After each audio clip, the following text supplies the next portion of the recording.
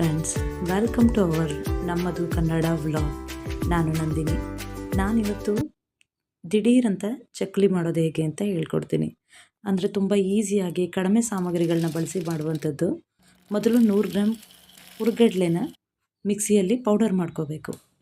ಇದನ್ನು ಮಾಡ್ಕೊಂಡ ನಂತರ ಒಂದು ಸಿಲ್ವರ್ ಪಾತ್ರೆಯಲ್ಲಿ ಅಂದರೆ ಕುಕ್ಕರ್ನಲ್ಲಿ ಅರ್ಧ kg ಅಕ್ಕಿ ಹಿಟ್ಟನ್ನು ಹಾಕ್ಕೊಂಡು ಬಿಸಿ ಮಾಡ್ಕೋಬೇಕು. ಬಿಸಿ ಮಾಡ್ಕೊಳ್ಳುವಾಗಲೇ ಅದಕ್ಕೆ ಖಾರದ ಪುಡಿ ನಮಗೆ ಎಷ್ಟು ಬೇಕೋ ಅಷ್ಟನ್ನು ಹಾಕ್ಕೊಳ್ಬೋದು. ನಂತರದಲ್ಲಿ ಇದು ಬಿಸಿ ಮಾಡ್ಕೋಬೇಕು.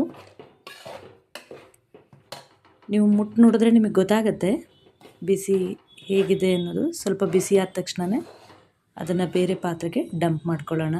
ತುಂಬ ಈಸಿಯಾಗಿ ಆಗತ್ತೆ ಮತ್ತು ತುಂಬ ಟೈಮ್ ತೊಗೊಳ್ಳಲ್ಲ. ಒಮ್ಮೆ ಟ್ರೈ ಮಾಡಿ ನೋಡಿ. ಈಗ ಏನು ಬೇರೆ ಪಾತ್ರೆಗೆ ಡಂಪ್ ಮಾಡಿಕೊಂಡ್ವಿ, ಇದಕ್ಕೆ ನಾವು ರುಚಿಗೆ ತಕ್ಕಷ್ಟು ಉಪ್ಪನ್ನು ಬೆರೆಸ್ಕೊಳ್ಳೋಣ. ನಂತರದಲ್ಲಿ ಪುಡಿ ಮಾಡಿಟ್ಕೊಂಡಂತಹ ಹುರ್ಗಡ್ಲೆ ಇದೆರಡನ್ನು ಮಿಕ್ಸ್ ಮಾಡಿ ಇದಕ್ಕೆ ಕುಟ್ಟಿದಂತಹ ಜೀರಿಗೆ, ದಪ್ಪಗೆ ಕುಟ್ಟಿರಬೇಕು ಜೀರಿಗೆ ಹಾಕ್ಕೊಳ್ತಾ ಇದ್ದೀನಿ. ಪುಟ್ಟೆಳ್ಳು ಕೂಡ ಹಾಕೋಬೇಕು. ಬಿಳಿ ಪುಟ್ಟೆಳ್ಳಾದರೂ ಆಯಿತು, ಕಪ್ಪು ಪುಟ್ಟೆಳ್ಳಾದರೂ ಆಯಿತು, ಬಟ್ ನಾನಿಲ್ಲಿ ಇದನ್ನು ಸ್ಕಿಪ್ ಮಾಡಿದ್ದೀನಿ. ನಂತರ ಅಜ್ವಾನ ಹಾಕ್ಕೊಳ್ತಾ ಇದ್ದೀನಿ. ಅಜ್ವಾನ 1 ನಿಮಿಷ ಉಜ್ಜಿಬಿಟ್ಟು ಹಾಕ್ಕೊಳ್ಬೇಕಾಗತ್ತೆ. ಕೈಯಲ್ಲೇ ಉಜ್ಕೊಂಡು ಹಾಕ್ಕೊಳ್ಳೋದು. ಈಗ ಇದಕ್ಕೆ ಬಿಸಿ ಮಾಡಿದಂತಹ 50 ಗ್ರಾಮ್ ತುಪ್ಪ, ಈ ತುಪ್ಪನ ಸುತ್ತ ಆ ಹಿಟ್ಟಿನ ಸುತ್ತನೂ ಹಾಕಬೇಕಾಗತ್ತೆ. ಒಂದೇ ಕಡೆ ಹಾಕೋಬಾರ್ದು, ಸುತ್ತನೂ ಹಾಕ್ಕೊಂಡು ಮಿಕ್ಸ್ ಮಾಡ್ಕೋಬೇಕು. ಇದನ್ನು ಮಿಕ್ಸ್ ಮಾಡ್ಕೊಂಡ ನಂತರ ಚೆನ್ನಾಗಿ ಇದನ್ನು ಸುತ್ತ ಮಿಕ್ಸ್ ಮಾಡ್ಕೊಳ್ಳಿ. ಇದನ್ನು ಮಿಕ್ಸ್ ಮಾಡ್ಕೊಂಡ ನಂತರ ನೀರನ್ನ ಕುದಿಯೋಕೆ ಇಟ್ಕೊಳ್ಳಿ. ನೀರನ್ನ ಕುದಿಯೋಕೆ ಇಟ್ಕೊಂಡಿದ್ದ ನೀರನ್ನು ಸ್ವಲ್ಪನೇ ಹಾಕ್ಕೊಂಡು ಸುತ್ತ ಎಲ್ಲ ಹಿಟ್ಟನ್ನು ಮಿಕ್ಸ್ ಮಾಡಿ ಇಟ್ಕೊಳ್ಳಿ. ಈ ಥರ ದಪ್ಪಗೆ ಮಿಕ್ಸ್ ಮಾಡಿ ಆಮೇಲೆ ನೀವು ತಣ್ಣೀರಿಂದ ನಿಮಗೆ ಹೇಗೆ ಬೇಕು ಆ ಥರ ಸಾಫ್ಟಾಗಿ ಕಲಿಸ್ಕೋಬೇಕಾಗುತ್ತೆ. ನೋಡಿ, ನಾನೀಗ ತಣ್ಣೀರಿನ ಸಹಾಯದಿಂದ ನಂತರದಲ್ಲಿ ಕಲಿಸ್ಕೊಂಡು ಈ ಥರ ಮಾಡ್ಕೊಂಡಿದ್ದೀನಿ.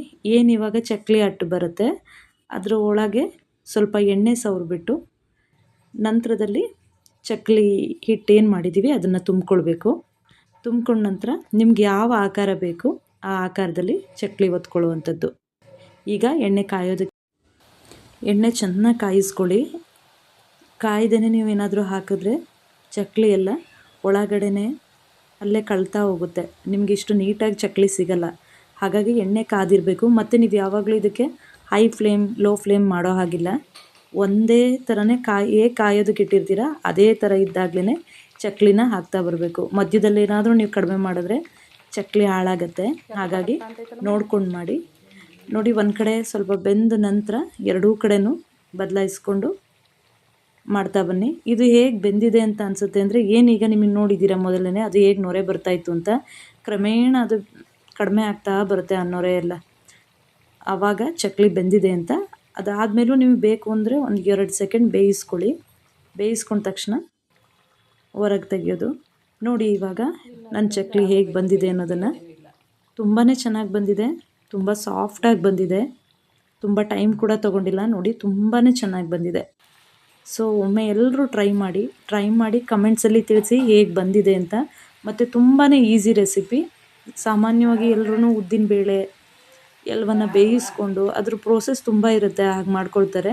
ಇದಕ್ಕೆ ತುಂಬ ಸಮಯನೂ ಬೇಕಿಲ್ಲ, ತುಂಬ ಸಾಮಗ್ರಿಗಳು ಬೇಕಿಲ್ಲ. ನೋಡಿ, ನನಗೆಲ್ಲವನ್ನೂ ಅಷ್ಟೇ ಮನೆಯಲ್ಲೇ ಇರುವಂಥ ಸಾಮಗ್ರಿಗಳಲ್ಲಿ ಆದಷ್ಟು ಪ್ರಯತ್ನ ಮಾಡ್ತಾಯಿದ್ದೀನಿ.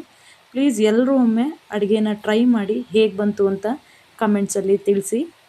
ಫೈನಲಿ ನೋಡಿ ನನ್ನ ಚಕ್ಕಲಿ ಹೇಗೆ ರೆಡಿಯಾಗಿ ಬಂದಿದೆ ಅಂತ. Thanks for watching.